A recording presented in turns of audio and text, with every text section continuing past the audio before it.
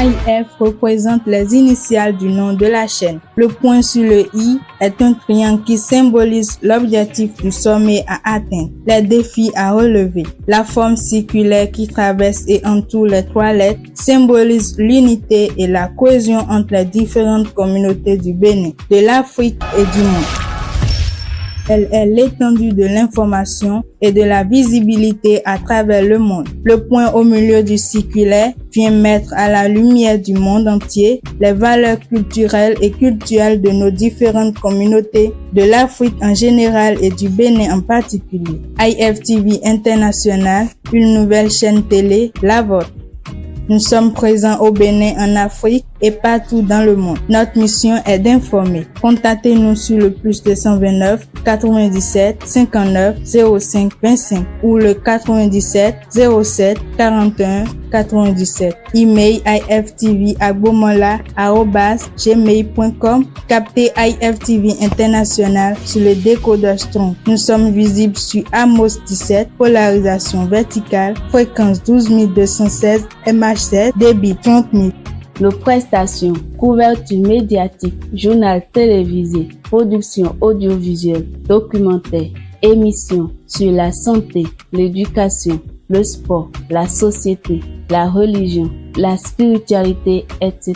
Débats, sport, pauses publicitaires, bandes d'annonces, l'écologie et souvenirs, communiqués, reportages, publi-reportages, diffusion. Nous sommes à Porte-Nouveau, à Sakété et bientôt dans tous les départements du Bénin. Contactez-nous sur le +229 97 59 05 25 ou sur le 97 07 41 99. Email iftv@gmail.com. Captez AIF TV International sur le décodeur Strong. Nous sommes visibles sur Amos 17, polarisation verticale, débit 30 000, fréquence 12216.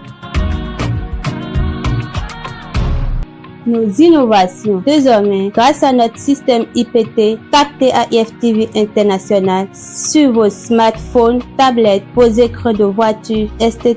Téléchargez l'application de votre chaîne sur Play Store et suivez-nous partout. N'hésitez pas à nous faire confiance pour vos différentes prestations. Nos qualités, la ponctualité, la rigueur au travail, la qualité du travail, la sécurité de vos données, l'accès facile aux professionnels, la visibilité totale aux clients, l'accès au meilleur prix défiant toute concurrence. Contactez-nous sur le +229 97 59 05 25 ou sur le 97 07 41 99. Email iftv@gmail.com. Captez AIF TV International sur le décodeur Strong. Nous sommes visibles sur Amos 17, polarisation verticale, débit 30 000, fréquence 12216.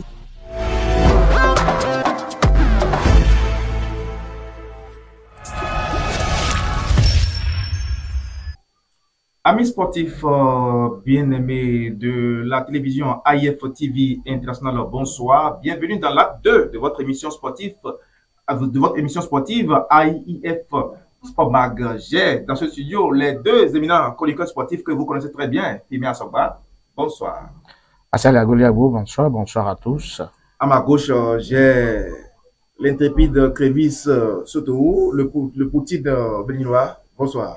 Marcel Agoliabo, bonsoir, bonsoir à chers amis téléspectateurs de AIF TV International. Il faut retenir qu'au cours de cette émission, vous savez très bien que vous pouvez nous joindre au numéro 97 54 64 09. Mais avant donc de vous inviter à nous appeler, nous allons aborder les sujets qui sont donc concordés pour vous pour cette émission. Et là, nous allons aborder le tout premier sujet, Fimi Asogba. Il s'agit bien sûr du tournoi de football de Miss Rété qu'on appelle TFM, initié par l'honorable maire honoraire, vous le connaissez très bien, Michel Minapon Baoun, qui en est donc à sa deuxième édition. Et déjà, l'étape des quarts de finale ont été jouées où Diakpata, qui est son club, je dirais, mythique, s'est qualifié pour les demi-finales en éliminant donc de son homologue d'Agégué. Et puis, c'était au tir au but, c'était par 2 buts à 0, pardon.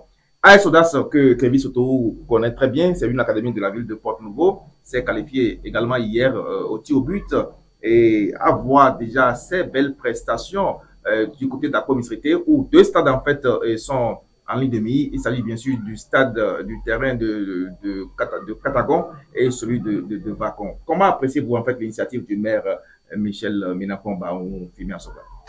Quand on aime le sport et surtout le football, on ne peut qu'avoir des initiatives pour permettre aux uns et aux autres de faire valoir leur talent. Et je pense que le maire Michel Baoum est dans cette logique, il est dans cette optique, fait valoriser le sport béninois à travers les talents pour qu'on essaie tout au moins de détecter encore et encore des talents. Et c'est dans cette logique qu'il a donc initié ce tournoi. Nous ne pouvons que lui dire merci parce que de très belles initiatives feront du sport béninois, notamment le football béninois, une grande fédération ou un football qui sera bel et bien nourri par de très belles talents que nous avons besoin pour faire avancer le football béninois au plan national. Donc, toutes ces équipes qui prennent part à ce tournoi, je pense que ce sera l'occasion pour chacune de ces équipes de faire valoir leur talent, de faire valoir leur savoir-faire. Et vous l'avez dit tout à l'heure, son club également, Jakarta, qui participe et qui a fait des exploits pour se qualifier pour les demi-finales, c'est déjà un pas en avant. Cela voudrait dire que quand on aime et qu'on a un club également, on peut créer, on peut innover. Et lorsqu'on crée, on innove, il faut qu'il y ait du sérieux autour. Mais bon, je ne sais pas dans quelles conditions ce tournoi se déroule. Donc, par conséquent, on ne peut que dire félicitations au maire et que la fête soit belle de l'autre côté de Missirité. Alors, Kevin Sotourou, vous étiez au lancement officiel de ce tournoi où Diapata avait eu raison d'Adjara sur un score de 2-1. Vous avez suivi la belle prestation des enfants. Aujourd'hui, nous sommes à l'étape, donc, je dirais, des quarts de finale. Les demi-finales vont démarrer le 27 prochain. Et déjà, je vous rappelle que Diapata croisera les crampons avec son homologue de Gomesota le 27 et le dimanche 28 juillet. Il y aura donc la deuxième confrontation qui mettra aux prises AS Audace et à Catagon. Comment avez-vous quand même vu la belle prestation et également le bon déroulement en fait de ce tournoi initié par le maire honoré Michel Ménapon-Baon? Je crois que je vais me focaliser sur les propos du promoteur. Vous savez, au lancement, il disait donc à ces jeunes athlètes que c'est le fair play. Il n'organise pas donc cette compétition pour permettre aux uns aux autres de lancer des propos, des cas de propos, d'avoir des cas de propos ou donc de se faire du mal aux uns aux autres, non, mais plutôt pour faire la promotion du fair play, du vivre ensemble. Et c'est pourquoi il a même organisé ce tournoi sur 2 terrains de sport, à savoir donc le terrain de Vacon et celui de Catagon. Voilà. Et donc c'est un brassage parce qu'il y a les communes environnantes qui viennent également dans la commune d'Accra-Missirité pour pouvoir participer à cette compétition. Donc c'est le vivre ensemble qu'il est en train dont il fait la promotion. Et autre chose, c'est que il a permis quand même aux recruteurs d'être là pour détecter quelques talents. Ce travail n'est pas forcément celui du maire Michel Baou, c'est plutôt de la direction technique nationale si on était dans un pays sérieux. C'est un travail qui devait revenir donc à la direction technique nationale. Surtout mais que le grand trophée porte le nom du président Mathurin Desacruz. Mathurin Desacruz, parce qu'il le disait. Pourquoi? La raison, tout simplement parce que c'est pour rendre hommage à cet homme, à ce grand homme donc qui fait beaucoup à la tête de la Fédération béninoise de football, et surtout que les Guépards ont enregistré leurs 2 premières victoires. Donc ce tournoi est donc porté sur les fonds baptismaux, la victoire. Donc je crois que c'est une très belle initiative, surtout que il essaie d'occuper les jeunes en ces périodes de vacances, parce que c'est ça aussi le problème, hein, occuper les jeunes quand ils n'ont plus rien à faire, c'est difficile. Et il faut les permettre donc non seulement de se distraire, mais aussi de trouver à faire en attendant que l'école, les classes ne reprennent pour donc les permettre d'être occupés également dans nos écoles. C'est une très belle initiative et je crois que on ne peut que l'accompagner, on ne peut que lui souhaiter longue vie pour que de telles initiatives se pérennisent. Surtout qu'il est un ancien joueur, il faut le souligner. Et bonne chance donc à toutes les 4 équipes qui sont dans le Caridas, qui vont démarrer donc les bonnes choses à partir du 27 où Diapata donc sera face, comme je l'ai dit, à son homologue de Gomesota. Et le dimanche 28, il y aura donc la confrontation entre AS Soudas, que vous connaissez très bien, face à Katagon. Alors la seconde, je dirais, la seconde discussion où nous aurons donc à aborder, n'est-ce pas, la phase nationale du championnat scolaire. Les enfants donc obligent, parce que vous savez très bien qu'on prône désormais la promotion des pépinières. Alors dites-nous, sous les regards du ministre Benoît Dato, également les regards du directeur de l'Office béninois des sports scolaires universitaires, OPSU, le docteur Victor Soumon Lawin, et également le jeune que vous connaissez très bien, le dynamique directeur des sports de l'OME, il s'agit bien sûr de Félicien Roncari, et également la belle surprise, le président de l'Assemblée nationale qui était également à la clôture donc de cette cérémonie, où nous avons une surprise, l'équipe d'Otola qu'on ne connaissait pas est venue de très loin pour décrocher ce beau trophée au niveau des garçons en football, et puis Kobli qui a décidé de conserver son titre. Camille Soto, comment avez-vous vu quand même ces prestations par rapport à la clôture de ce championnat?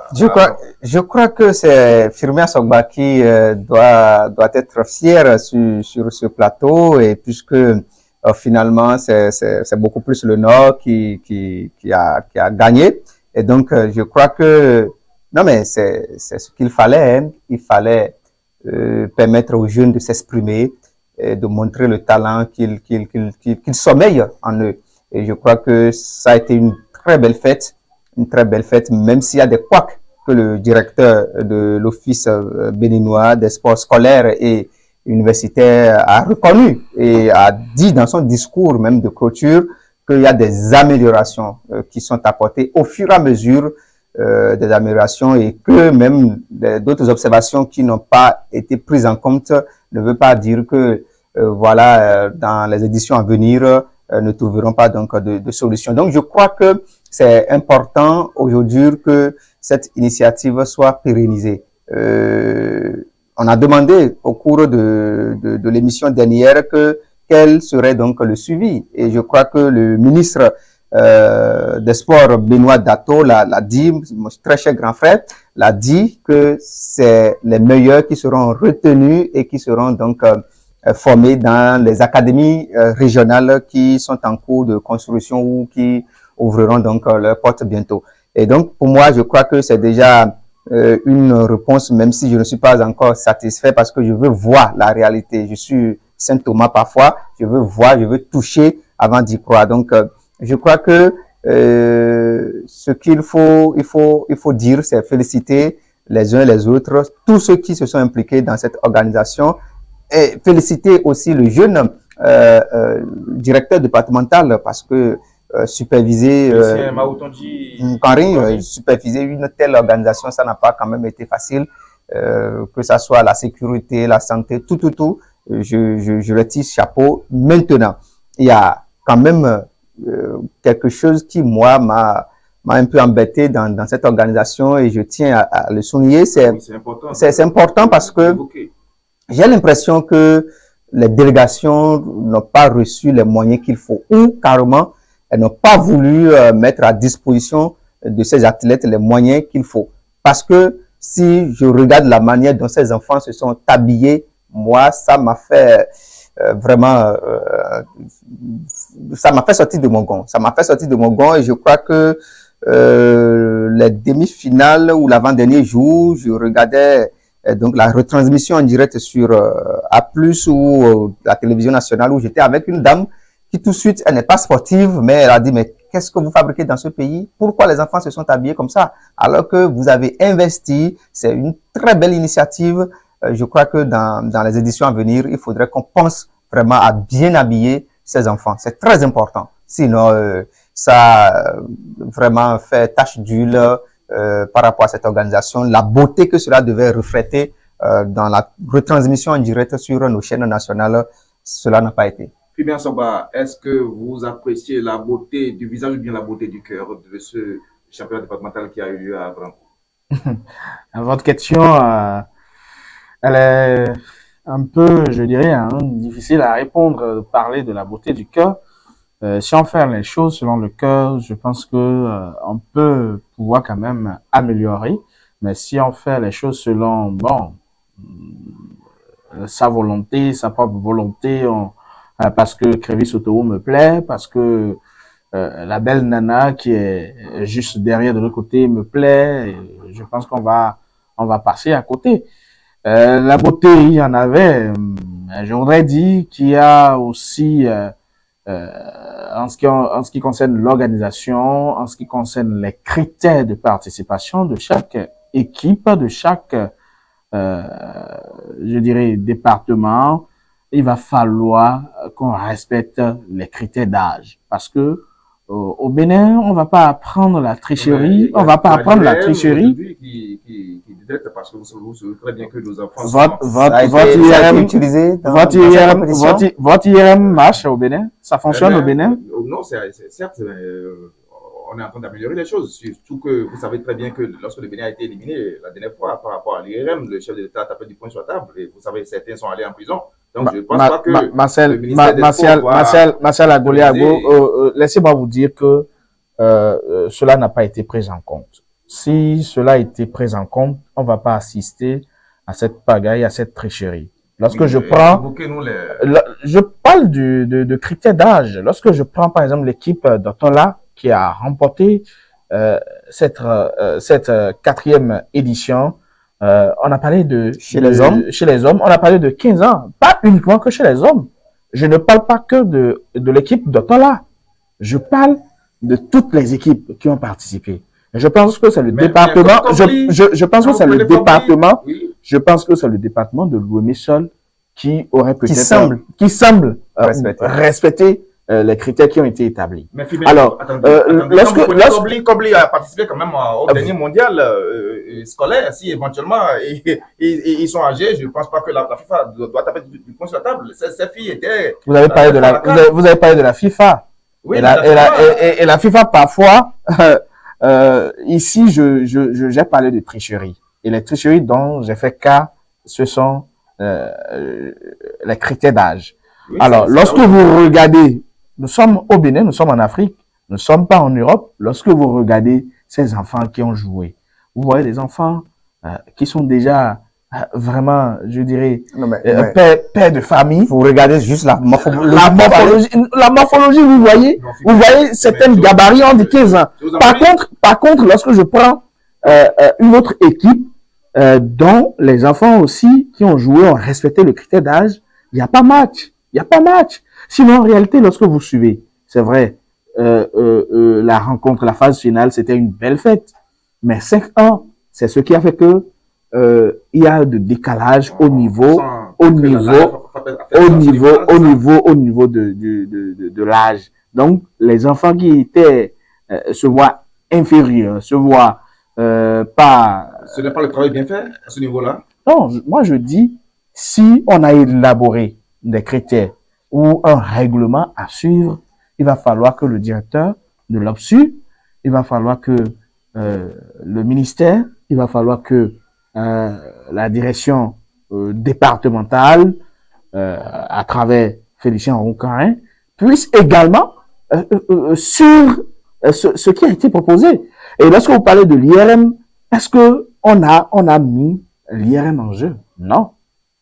Parce que quand vous voulez former la base avec les enfants, vous voulez avoir une nouvelle équipe solide, il faut apprendre aux enfants à ne pas tricher. Et parce qu'on est resté calme dans son camp, on a laissé les enfants jouer comme cela. Et moi, lorsque j'entends dans le discours, dans le discours du directeur de l'OPSU, dit que il y a eu de l'amélioration au fur et à mesure, même si à un moment donné, on n'a pas respecté tout ce qui a été dit. Je pense que c'est grave. C'est grave. On ne va pas dire qu'on est en train de faire asseoir un championnat qui va montrer aux enfants que c'est comme ça on fait, c'est comme ça on fait. Un bon parent doit pouvoir éviter à son enfant de tricher, de voler. Doit l'apprendre à ne pas voler. Doit l'apprendre à ne pas tricher. Mais lorsqu'on concède cela et on laisse les gens jouer, on laisse le championnat se dérouler ainsi, je pense qu'on a péché. Et ça prouve l'état dans lequel nous travaillons dans notre pays, où on accepte la corruption à haute dose. Il va falloir punir. Moi, je serai à la place des responsables. Il va falloir punir certains qui ont accepté truquer l'âge des enfants et qui ont présenté des enfants un peu plus âgés, au-delà de 15 ans. Alors qu'on a dit 15 ans. Et c'est là que je disais que l'OME a semblé peut-être respecter cela. Et ce qui a fait que l'OME, le département de l'OME est vite sorti de la compétition. Et hormis cela, il y a que on a assisté à un championnat où on a privilégié certaines personnes au détriment des autres. Lorsque je parle de certaines personnes, je parle des encadreurs, je parle des coachs qui ont travaillé avec les enfants. On vient dérouler le championnat et on les met de côté et on parle de marraine. C'est du désordre. Ça ne ressemble pas à un travail de qualité que nous voulons, sous prétexte qu'on dise que les encadreurs n'entrent pas en contact avec les enfants, avec les filles et autres. Je pense que l'encadreur a eu la chance de travailler avec l'enfant pendant des mois. Donc, s'il devait avoir de contact, il devrait avoir d'une relation quelconque, ce serait déjà fait. Par conséquent, on ne peut pas interdire à l'encadreur d'être en contact avec ces éléments, avec ces enfants. Il a eu le temps de travailler et au fur et à mesure, il doit pouvoir apporter une touche particulière, ce qui n'a pas été fait. Et tenez-vous tranquille, ceux qu'on appelle marraines ont été mieux payés que les encadreurs eux-mêmes et ont reçu le matériel qu'il faut. Vous avez parlé tout à l'heure de l'habillement. Vous avez parlé des maillots et autres. C'est vrai que la finale, à la finale, on a connu, les enfants ont été habillés, ils ont porté, mais ce n'est pas encore ça. Il faut revoir certaines choses. On doit revoir l'organisation et revoir comment est-ce que les encadreurs doivent pouvoir travailler. Et pourquoi ils sont en réalité encadreurs? C'est parce qu'ils ont travaillé, ils connaissent les enfants. Donc, il faut les laisser gérer le travail. Ce sont eux qui connaissent leurs enfants. Donc, qu'on vienne sur le terrain et qu'on décide autrement, moi, je pense que on a mal fait. Si on veut construire l'avenir de ce championnat, qui est d'ailleurs une très belle initiative, il va falloir corriger et éviter la corruption. Ne pas apprendre la tricherie aux enfants et mettre les moyens qu'il faut. Si le gouvernement, à travers le ministère des Sports, a mis les moyens à faire un budget pour ce championnat, il faut exploiter le budget dans l'organisation et non dans les poches. Il faut, que dis-je, il faut mettre le budget dans l'avantage de réussir le championnat plutôt que de penser à son ventre. Parce que quelque part, s'il y a eu des failles, s'il y a eu des ratés, je pense que on n'a pas mis la barre haute. C'est vrai, les enfants ont été nourris. Après chaque journée, les enfants sont obligés. Les ont été nourris. Bon, là, ça, c'est la question que nous allons poser. C'est vrai que à chaque journée, il y a le concert. La phase finale a connu également un concert. Oui, c'est une fête. Et moi, je suis d'accord. Mais les conditions dans lesquelles le championnat s'est déroulé, il va falloir que le gouvernement puisse revoir à travers le ministre des Sports, Benoît Dato. Parce que, je dirais, il faut organiser, oui, mais l'autre chose, quel est le suivi?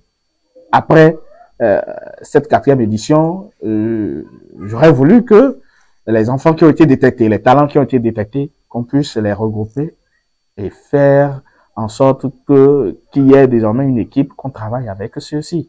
Mais dans le cas contraire où, bon, on va faire des sélections comme bon nous semble, je pense que on ne veut pas faire du sport béninois, en tout cas, le meilleur des sports. Alors, Habits Sportifs, comme j'ai eu à le dire, vous pouvez nous joindre par notre numéro, le 97 54 64 09. Ceux qui sont à l'étranger, il faut mettre juste le code, plus 229, et taper le 97 54 64 09. Nous allons prendre juste une coup de pause parce que le sport et la musique vont de pair. À tout de suite pour le second round.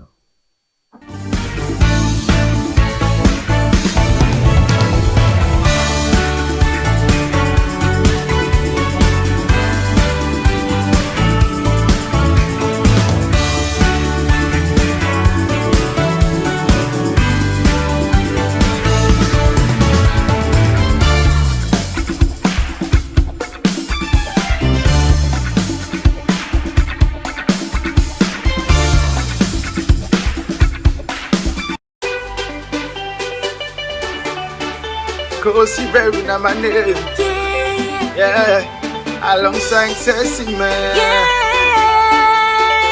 I am tenement baby. Yeah.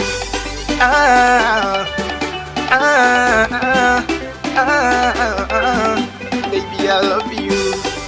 Here's the remix. Shamo. I go. Magenta on the mix. You will love con me fair. Yeah, baby girl, show my baby the love. Ay, ay, ay, ay. Go see very well money. Jolo na dawe, we de sutunganji. Don't you want to wait? Na fasika kodo kampo, oh, na banu way, bo kenkele ma jomido, onu ma wadu ya, oh, oh. Me got no love for you. I will never play with you. You're a rinky, you're a yeah. I always treat you like a queen. Me got no love for you. I will never play with you. You're a rinky, you're a yeah. We'll always make you feel alright. Oh, chérie, la chérie. Oh, mi fayo. Oh, mi loli. Hello, pani biati. Oh, chérie, la chérie. Oh, mi fayo. Oh, mi loli. Hello.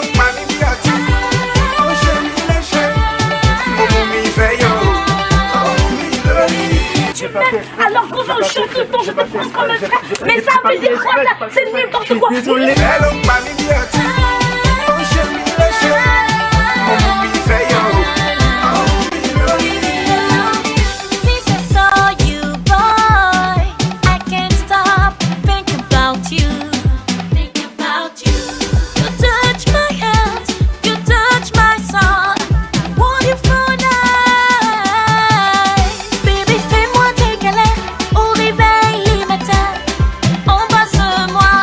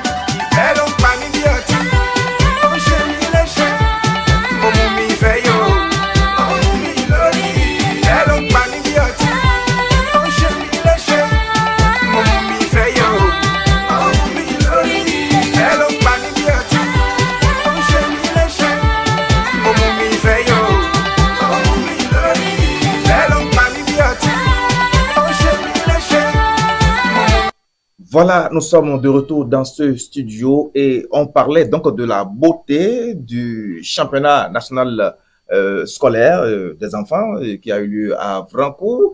Tout à l'heure, Crévis Sotouf, mais Assogbano parlait de la beauté du visage et du cœur. Vous, de quelle beauté allons-nous choisir donc pour cette compétition qui a eu lieu?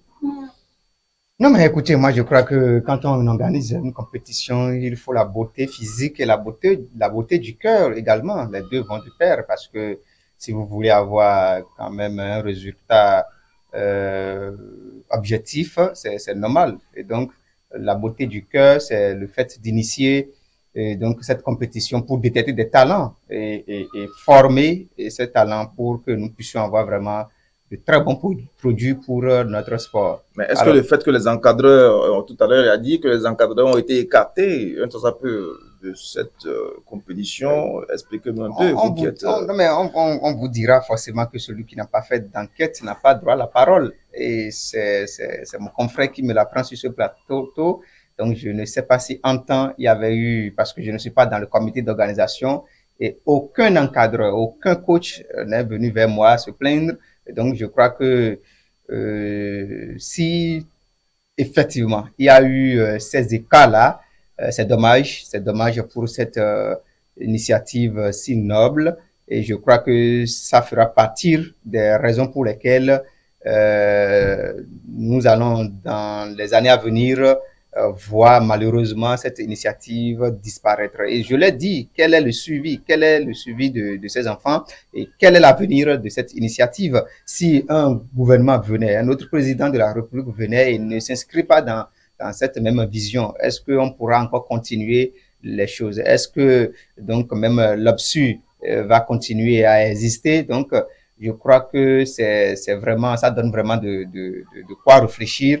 Et s'il y a eu vraiment ces couacs-là, je demanderai donc aux autorités de penser à la chose. Pourquoi pas mettre en place un petit comité donc d'enquête pour de contrôle pour situer les responsabilités. Si en temps il y a eu effectivement cette tentative, mais qu'on situe les responsabilités et on punit sévèrement donc avec la dernière rigueur ceux qui ont donc participé à cela.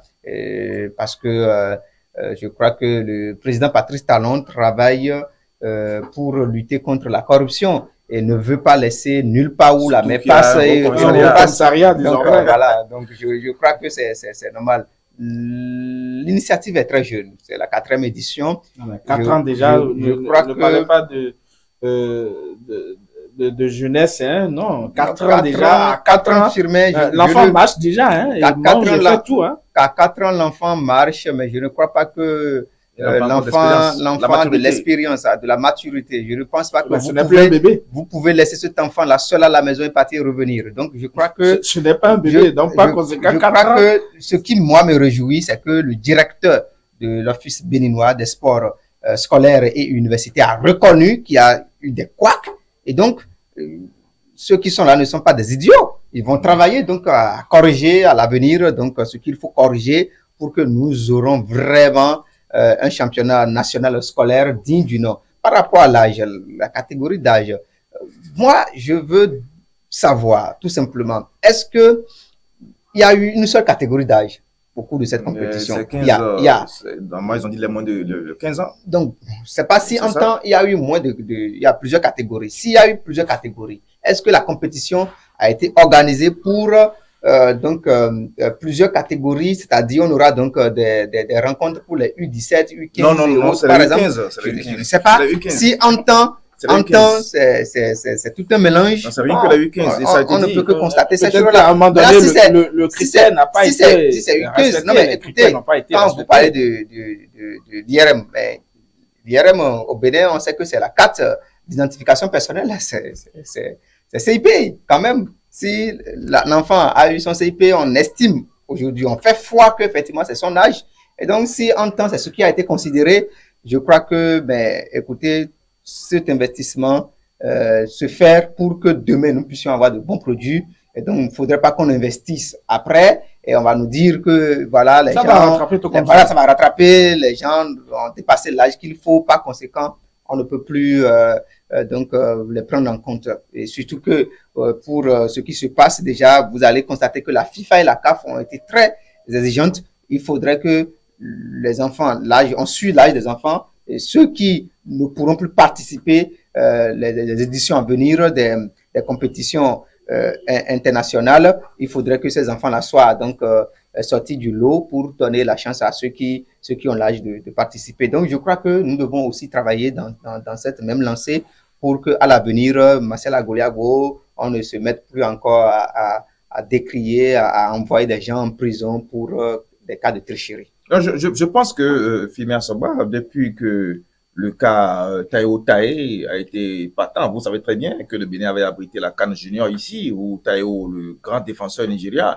a fait vraiment tabac et s'est retrouvé fortuitement au Marseille, vous savez très bien, en France, mais il n'a pas fait long feu. On a constaté que là, vraiment, c'était un vétéran. Donc, tout cela avait amené, au Cameroun, voilà, tout cela avait amené quand même la FIFA et les autorités à taper du poing sur la table. Et désormais, c'est pourquoi il y a l'IRM et puis le Bénin s'est fait éliminer. Le Bénin qui est qualifié pour la CAN au niveau des cadets, mais s'est fait éliminer en pleine compétition. Voyez-vous. Donc, aujourd'hui, est-ce que les autorités vont chercher quand même à continuer dans cette tricherie, ou bien vont décider quand même d'avoir des enfants dont l'âge est réel pour porter en fait l'idéal du chef de l'État. Et la vision, c'est de promouvoir en fait la jeunesse. Mais vous, qui avez dit aujourd'hui que sur le terrain, vous avez constaté qu'il y a des enfants qui sont âgés, mais est-ce que c'est vrai ce qui s'est passé en fait avant? Il a constaté comment? Mais c'est là où j'en viens, parce que c'est la morphologie.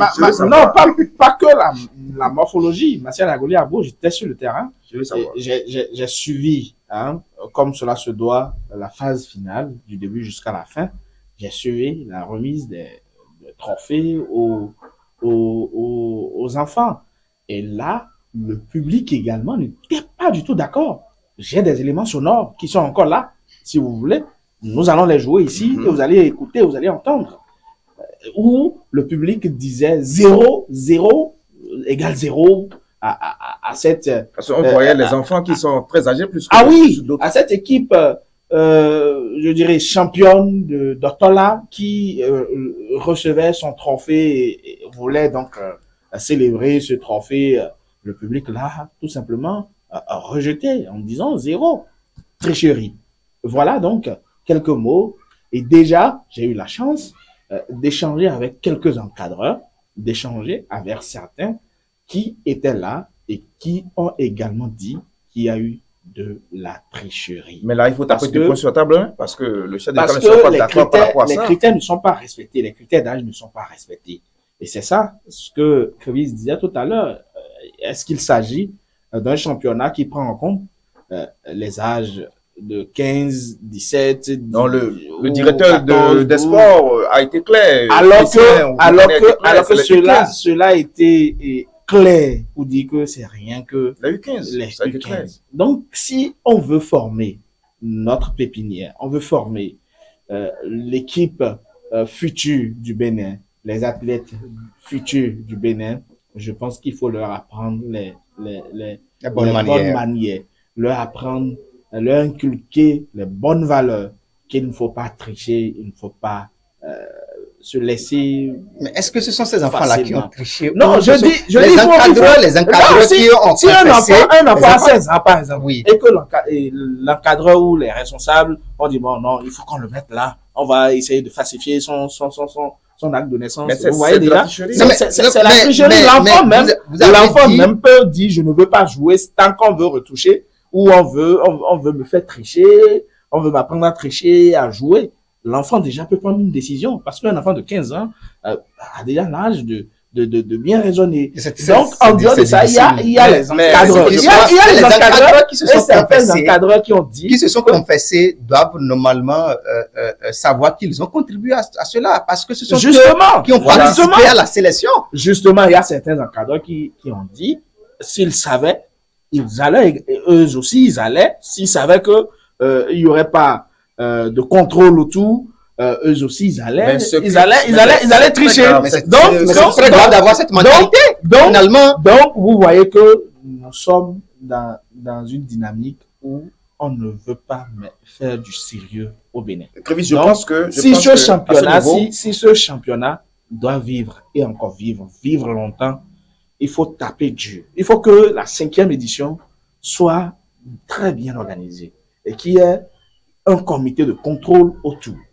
Lorsque j'ai parlé des encadreurs qui, à un moment donné, n'ont pas eu la chance de rester comme cela se doit en contact avec les enfants, vous pensez que c'est une bonne chose? Un encadreur qui a eu passé tout le temps à préparer, des mois à préparer le championnat, il vient et on le met de côté et on prend les marraines. Les marraines, qui sont ceux-là qui sont les marraines, ce sont les professeurs de sport. Ce sont les connaissances de ces responsables qui se disent responsables du championnat ou comité d'organisation et autres. Donc, attendez, Timé Asoba. Les encadreurs, parce qu'on parle de classe sportive. Oui. C'est-à-dire que l'État a recruté en fait des encadreurs pour ces enfants-là et qui sont payés par l'État. Maintenant, est-ce que lors du championnat, on a écarté ces encadreurs pour recruter des marraines? Je veux comprendre en fait. Non, mais les marraines, c'est sur le terrain qu'on a parlé de marraines. Vous comprenez? Ce ne sont pas les encadreurs qui ont travaillé avec les enfants, qui ont apprêté les enfants côté football féminin, qui ont apprêté les enfants au niveau de l'athlétisme, handball. Donc ceux-là ont été écartés? Ceux-là ont été écartés et c'est d'autres encadreurs, c'est ceux-là qu'on appelle marraines qui sont restés en contact avec les enfants. Dites-moi, vous qui êtes au cœur de l'événement. Sincèrement, moi je n'ai pas eu cette information, mais j'ose croire que certainement il y a d'amalgame autour de ces situations, de malcompréhension autour de ces situations. Est-ce que, c'est la question que je me pose, bien sûr, est-ce que ces encadreurs, ces coachs ont eu à travailler au cours de ce championnat? Crévis Sotohou, et nous avons donc un téléspectateur en ligne que nous allons écouter. Allô? Allô?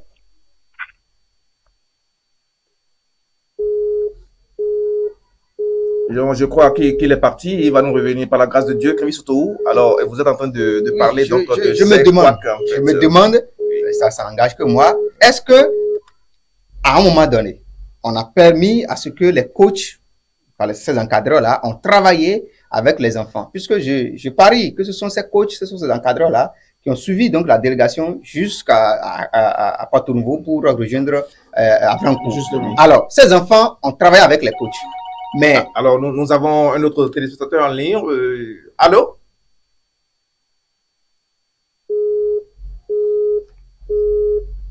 Décidément, le dieu de la technique ne nous a pas encore rejoint. Nous continuons donc cette émission avec les conséquences, en fait, les dérives que vous avez observées au cours de ce championnat. Est-ce que, Firmin Assogba, est-ce qu'à un moment donné, on a décidé donc de ne pas permettre aux encadreurs ou aux coachs d'être en contact avec les enfants dans les hôtels? Dans les hôtels, oui. Et pourquoi pas aussi au stade, pour éviter les dégâts. Parce qu'on sait très bien qu'il y a ce vent-là qui circule en Afrique aujourd'hui. Hein, un autre téléspectateur en ligne. Bonsoir. Allô? Oui, allô? Allô? Oui, bonsoir. À qui est l'honneur? Bonsoir. Oui, à qui est l'honneur? Allô? Allô, on vous écoute. Bonsoir, monsieur. Bonsoir, vous.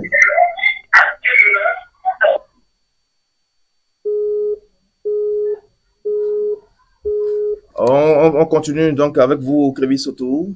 Donc, est-ce que on a juste défini cette stratégie pour ne pas permettre aux encadreurs et coachs d'être en contact avec les enfants dans les hôtels et parfois sur le stade? Parce que ce n'est pas toutes les équipes, les délégations viennent au stade, mais ce n'est pas toutes les délégations qui jouent le même jour. Donc, peut-être qu'il y a des enfants qui seraient, je dirais, en balade, ça pourrait profiter et laisser des portes ouvertes. Je ne sais pas si c'est pour éviter ces dégâts que, en temps, des mesures ont été prises, des mesures du genre ont été prises. Donc, pour moi, je n'ai pas vraiment l'information à ce qu'il y a eu des situations du genre. Donc, s'il y a eu ces situations, aux autorités de venir nous expliquer exactement ce qui s'est passé.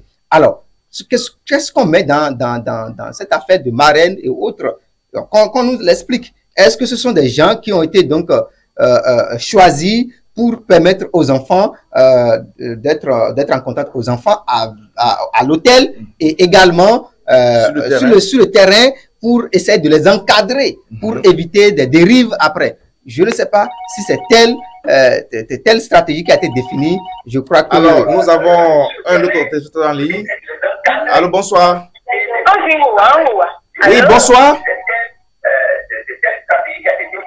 Bonsoir. Bonsoir, monsieur. Oui, à qui ai-je l'honneur, s'il vous plaît?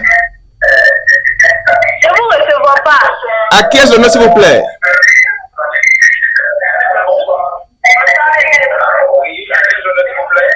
Moi, c'est Zeynep depuis Aguiara. Alors, on vous suit. On vous écoute.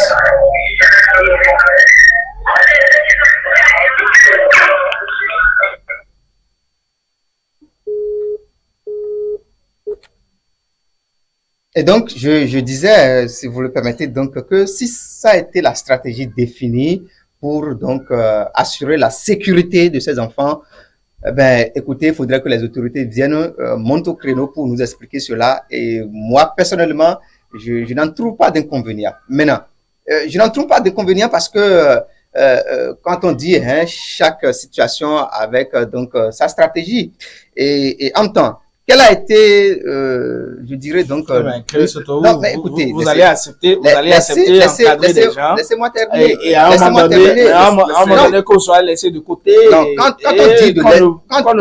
on parle de laisser de côté, quand on parle de laisser de côté, je ne sais pas. C'est pourquoi je vous dis, celui qui n'a pas fait d'enquête n'a pas droit à la parole. Je ne sais pas. Qu'est-ce qu'on met dans laisser de côté? Est-ce que c'est sur le terrain? Est-ce que c'est à l'hôtel? Si c'est ça, on estime qu'on a laissé de côté. Moi, je ne trouve pas d'inconvénient à cela. Et autre chose, les marraines. Les marraines.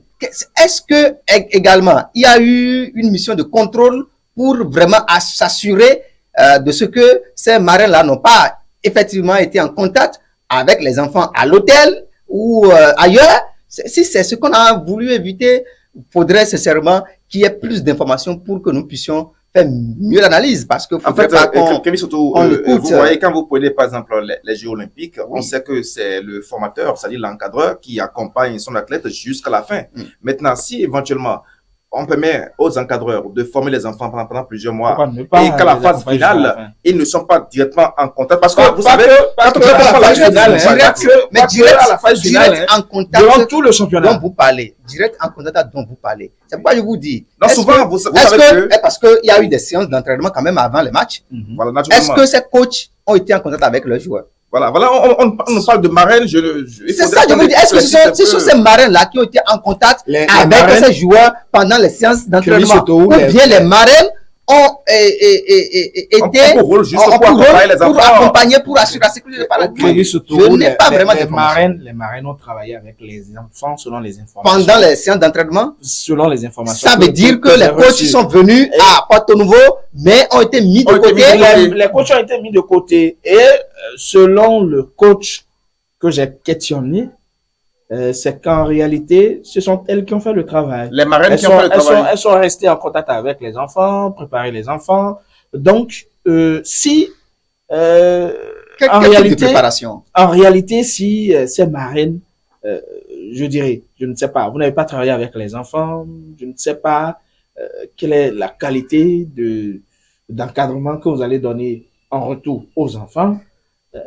C'est déjà trop ou c'est négatif de laisser de côté les encadreurs eux-mêmes et ne pas les associer pour travailler ensemble. C'est ce qu'il fallait faire en temps normal. Lorsqu'on met des marraines pour travailler. Quand on parle de marraines, je crois que c'est des femmes. C'est des femmes qui ont travaillé. Est-ce que ces marraines-là, sur le terrain, au cours des rencontres, ont remplacé les coachs pour faire composer des équipes, les coachs sont de côté, le système de jeu. Les coachs ce sont ces marins-là qui ont joué ce rôle. Ce sont les marines qui ont joué ce rôle. Donc, dans les tribunes, les coachs sur le stade, étaient au niveau des tribunes. Moi, j'étais assis. Les coachs étaient dans les tribunes. Voilà. Et sur les marraines qui jouent le C'est rôle. les marraines qui ont travaillé avec les enfants, ce sont elles. Et le coach, en réalité, me demandait, qu'est-ce que ces marraines-là connaissent? Ce sont des professeurs de sport? Bon, je ne sais pas. Je ne sais pas qui sont ces marraines, en réalité, s'ils ont été formés pour encadrer les enfants. Mais quand on en arrive là, je pense que c'est un peu aberrant. Sinon, j'ai été, je crois que nous allons mener des enquêtes. Toutefois, si vous voulez, nous allons inviter dans le directeur départemental et un des encadreurs pour qu'ils viennent. Non, mais je crois que j'ai été quand même au lancement. Et le jour du lancement, il y a eu quand même des rencontres. Je n'ai pas vu de marraine sur le terrain pour pouvoir jouer. Non, c'est un homme. C'est le coach que j'ai eu. Je crois de Bani Kwara. Elles étaient bien habillées. Bani Kwara, c'est le coach. Le coach a été un homme. Le coach, c'est un homme que j'ai vu. Et parce que j'étais assis. Je parle des équipes féminines, hein. Oui, vous parlez des équipes féminines. Oui. Je parle aussi de l'équipe féminine de Bani Kwara parce que l'équipe de féminine Bani Kwara a été la première équipe qui a joué pour le match d'ouverture. Donc, j'ai vu un homme, un coach, quand même assis à côté des enfants, qui a installé les enfants, des directives, qui donnait des directives puisque j'étais là quand on nous a demandé de se retirer pour permettre aux enfants de s'asseoir. Donc, je ne sais pas par la suite s'il y a eu donc de changement de stratégie. Certainement, sincèrement, on a véritablement de manque d'informations pour pouvoir apprécier. Mais si vous le permettez, je voudrais apporter une petite clarification. Ou dit quoi? Le coach en réalité, ou les coachs, les encadreurs en réalité n'ont pas eu leur rôle, n'ont pas pu jouer leur rôle comme cela se doit. Et ce sont les marraines qui sont devenus des responsables, des coachs en quelque sorte, qui assumaient en lieu et place le rôle que devraient jouer en réalité les coachs. Et on m'a dit que en réalité, elles sont encore mieux payées que les coachs. Et non seulement ça, elles ont été habillées pendant que le coach en réalité est laissé pour. Donc, ce sont des couacs. Je crois que ça doit constituer donc un sujet d'enquête. Nous aurons l'occasion d'inviter le directeur des sports de Lomé, Félicien Roucaré ici, et puis l'un des encadreurs pour venir s'expliquer afin d'éclairer donc l'opinion publique par rapport à ce couac. Alors, je voudrais quand même, parce que nous avons eu beaucoup d'appels, mais les dieux de la technique ne sont pas avec nous. Nous allons prendre juste une courte pause pour des réglages techniques afin que nos chers amis sportifs quand même essaient d'apporter également un plus à cette émission.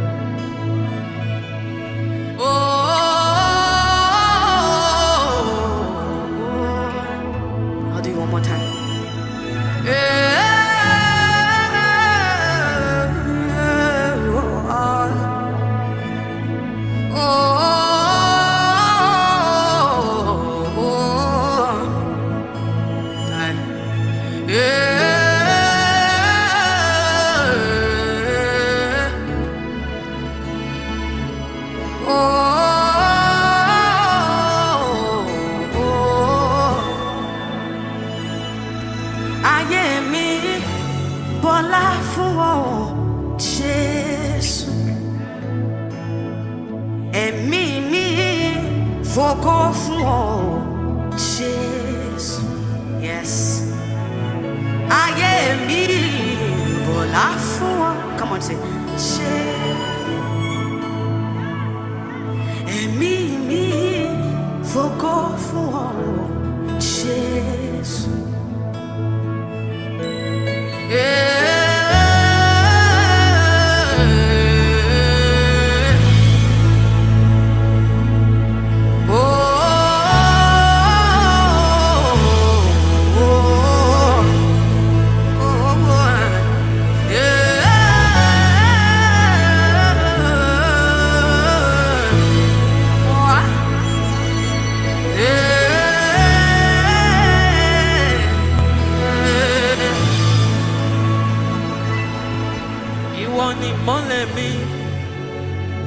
ìtẹ̀gùn sípele ìmọ́lẹ̀. Ìwọ ni ìmọ́lẹ̀ mi, àbáwọlé sí ọkàn àyà bàbá. Ìgbàlà ẹni tí mo di ìtẹ́wọ́gbà, ìpàṣẹ ẹni tí mo di ọmọ. Nous sommes de retour dans ce studio d'AIF TV International. Amis téléspectateurs, il faut retenir une chose, hein. Lorsque vous nous appelez, veuillez vous éloigner en fait du poste téléviseur pour que nous entendions bien ce que vous aurez à nous dire. Et le numéro de téléphone, c'est bel et bien le 97 54 64 09. Vous qui êtes à l'extérieur, il suffit juste donc de mettre le code 229 plus le 97 54 64 09 pour nous joindre. Alors, Clévis Soto, nous allons aborder un autre sujet. Il s'agit bel et bien de la Confédération africaine de football, le CAF, qui a autorisé de façon provisoire donc le Bénin pour abriter les premiers et deuxième tours des interclubs, bien sûr. Vous savez que c'est le Coton FC qui est donc champion du Bénin et Daguerre qui est donc deuxième, et les deux jouent la Ligue des champions et la Coupe de la Confédération. Alors, le stade de l'amitié, que vous connaissez très bien, qui a été rénové à coût de 13 milliards, aujourd'hui est dans le viseur de la CAF qui avait donc rejeté l'homologation. Mais cette fois-ci, on nous autorise à titre provisoire pour que Coton FC et Daguerre reçoivent donc leurs adversaires sur le stade. Mais il y a une condition. La condition, c'est que la direction du stade doit chaque semaine adresser un courrier, un rapport, photo et vidéo à l'appui pour montrer effectivement qu'il y a une amélioration des conditions au niveau du stade. Comment appréciez-vous en fait cette autorisation de la Confédération africaine de football? Écoutez, je crois que le président Patrice Talon, quand il venait au pouvoir, il avait dit au cours d'une émission sur la télévision nationale que il semble qu'il y a donc de désert de compétences au Bénin. Je ne savais pas que jusqu'en 2024, on continuerait toujours par remarquer qu'il y a toujours de désert de compétences au Bénin. Sinon, où sont partis nos 13 milliards de francs CFA? C'est la question, ça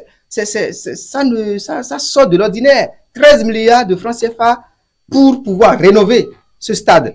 Mais écoutez, on va me dire que avec 13 milliards de francs CFA, on ne pouvait pas construire un autre stade au nom mais international.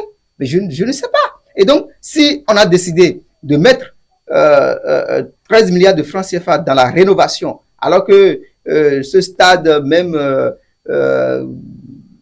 présente une image je dirais donc coloniale où normalement on a donc des stades plus beaux aujourd'hui à construire, tout ça là. Moi, sincèrement, je ne sais pas ce qui s'est passé entre-temps et si la FIFA ou la CAF nous exige ces choses-là, mais sincèrement, ça fait un peu honte, au Bénin. Et je crois que les autorités doivent travailler pour que les choses se corrigent très vite parce que ça va faire moins de dépenses pour nos clubs, moins d'énergie à dépenser pour nos clubs engagés dans ces compétitions parce que vous connaissez donc, je dirais, la situation financière de nos clubs actuellement.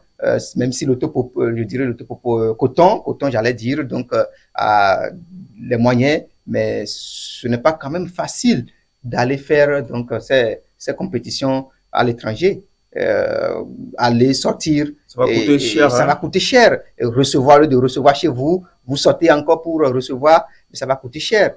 N'en parlons plus pour l'ADIE. On sait comment l'ADIE s'est démêlé pour pouvoir terminer le championnat. C'est avec énormément de difficultés financières également. Donc, je crois que si, sincèrement, les autorités peuvent travailler pour que du jour au lendemain, la FIFA ou la CAF ne nous disent pas encore que voilà, c'est fini pour vous, vous ne pouvez plus jouer sur ce stade pour ces tours préliminaires. Je crois que ça fera vraiment, ça va soulager un peu ces clubs engagés donc dans ces compétitions. Mais Fimé Assawa, dites-moi, on sait quand même ce que dit la CAF.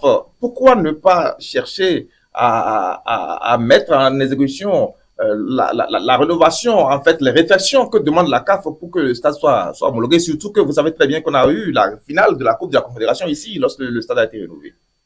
Et on a crié haut et fort partout que ça fait partie des meilleurs stades de la sous-région. on a chanté partout que désormais on a un stade qui répond aux normes internationales et on a même réalisé des magazines, des documentaires pour montrer combien de fois on a investi dans ce stade. Avec le ministre d'alors, Oswald Obeki. Voilà. Donc, quelque part, il faut chercher à situer les responsabilités. S'il faut lancer, je dirais, une poursuite contre ceux qui ont travaillé, l'équipe qui a travaillé, ou demander à toute l'équipe qui aurait travaillé de s'expliquer pour nous dire, donner les raisons qui font qu'aujourd'hui, ça n'a pas marché et hier, ça avait marché. Est-ce a dit que c'était un essai ou c'était juste pour nous faire plaire aux gens? Je pense que le président Patrice Talon doit pouvoir taper fort. Voilà. Et c'est ça ce que Crévis Soto vient de dire.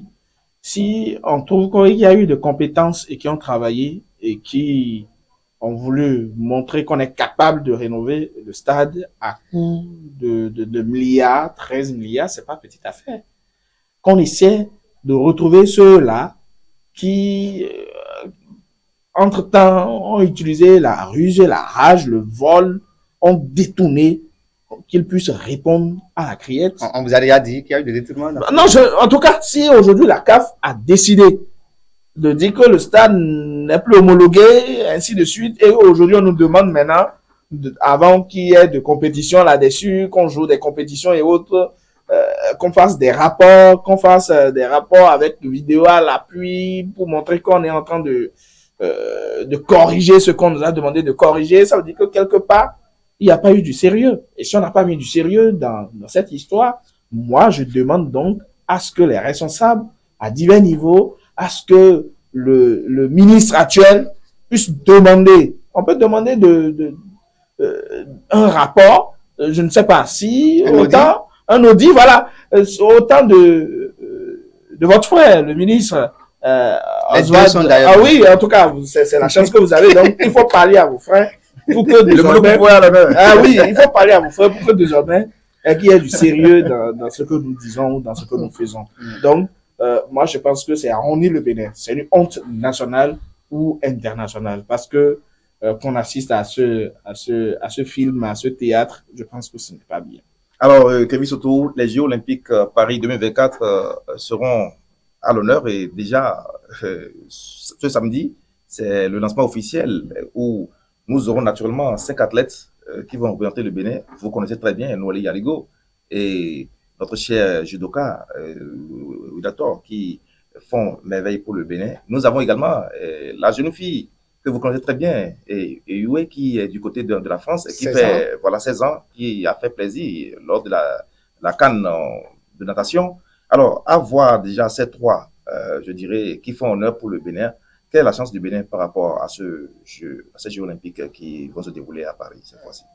D'abord, avant de répondre à cette question, je crois que Firmin doit savoir et retenir ceci, que mon frère Oswald Komeki n'a jamais été technicien sur le chantier. Il n'a pas porté Mais il a été responsable. Il a été ministre des Sports. Si en temps le virement a été fait, je pense que ça ne peut être en accord avec l'agentier du pays. Si l'agentier du pays, à un moment donné, a justifié, à accepter virer les fonds, je crois que c'est parce qu'il estime que les documents, les scientifiques, tout ce qui a été envoyé à son ministère, étudié, sont validés. Après tout, c'est votre frère, vous ne pouvez que le défendre. En accord aussi avec le premier responsable du pays. Donc, je crois que je ne situe pas, je ne dédouane pas Oswald Komeki. Il a sa part de responsabilité. C'est pourquoi nous demandons à ce que il y ait vraiment des enquêtes pour situer, parce que c'est les mêmes ressources du peuple béninois. Ce n'est pas bien 13 milliards, mais je crois que Otola qui vient même de remporter le championnat scolaire a besoin de l'eau quelque part. On pouvait quand même leur servir de l'eau. Et bon, mais déjà, après participation aux Jeux Olympiques, il est temps que le Bénin décroche sa médaille. Pour revenir donc à votre question, non, mais je crois que c'est les bénédictions soient que véritablement les membres de nos ancêtres, que si effectivement dans leur tombe là-bas, Bioguera, Béanzin, Toufa, Akaba, respirent également, sont d'accord avec ce qui se fait dans le pays. Je crois qu'ils doivent accompagner donc nos athlètes, surtout que Noreri Yarigo se retrouve dedans et vu son âge en griffe, je parie que ça doit être sa dernière participation vu son âge. Je dis bien en griffe, donc il faudrait que vraiment le sourire soit aux lèvres, donc pour les Béninois, surtout que les Béninois traversent donc des situations pas commodes actuellement, donc c'est le sport qui parfois vient donner donc de sourire. Je crois que nos athlètes pourront donc relever ce défi, même si ce n'est pas donc de l'or, il faudrait quand même qu'une médaille soit revenue au Bénin. Alors, Fimé Asoba, celle sur qui on comptait également, c'était Odile Lawaranou. Malheureusement, les minima l'ont empêché d'être aux Jeux Olympiques. Quelles sont les chances de Noélie Yarigo et de Winato? En tout cas, le Bénin représenté, c'est le plus important. C'est pas le plus important, hein? Non, le Bénin, c'est déjà, c'est important parce que, connaissant Noélie Yarigo, Sacre, et elle a de l'expérience. Elle a de l'expérience au-delà de tout. Elle peut donc s'affirmer aux 800 mètres. Donc, Noélie Yarigo, quelque part, comme l'a dit tout à l'heure Crévis Sotourou, tend déjà vers la retraite. Et je me demande si la relève est déjà ou est en train d'être assurée. Par les championnats nationaux scolaires. On ne peut que, qui se déroule dans certaines conditions que vous connaissez. Donc, on ne peut que prier pour que Noélie Yarigo puisse décrocher ou nous ramener encore d'autres médailles ou d'autres trophées. Alors, l'autre chose, ils sont 5 au total à prendre part à cette compétition.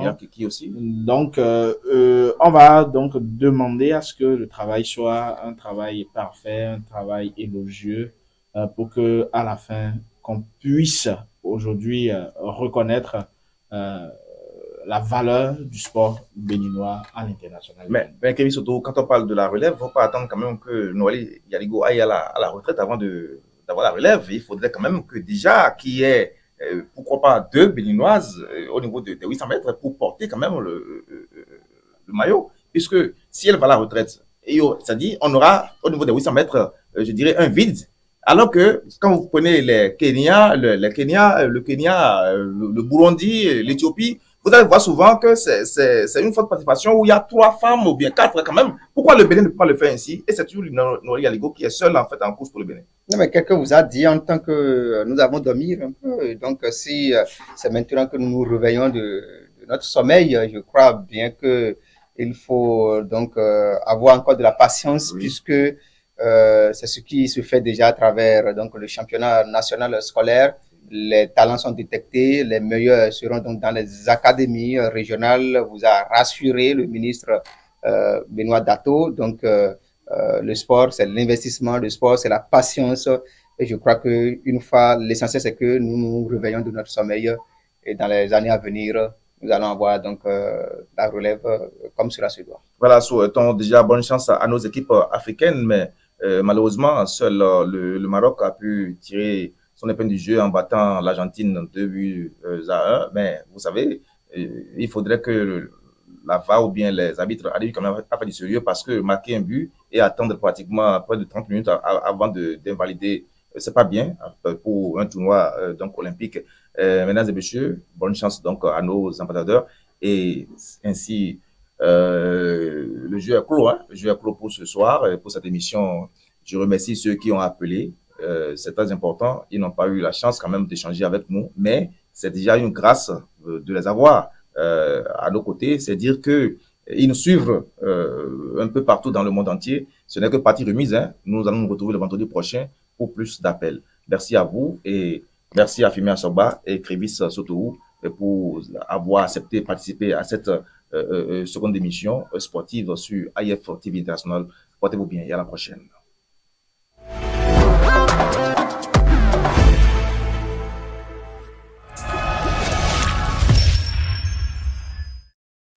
Ará ilé rọ̀nà ẹ jẹ́ ká máa wò ó IF Television ní ká máa wò ará ilé rọ̀nà ẹ jẹ́ ká máa wò ó IF Television ní ká máa wò ìyàfẹ́sọ̀ tiwa ní International Television nílé lóko lẹ́yìn odi òun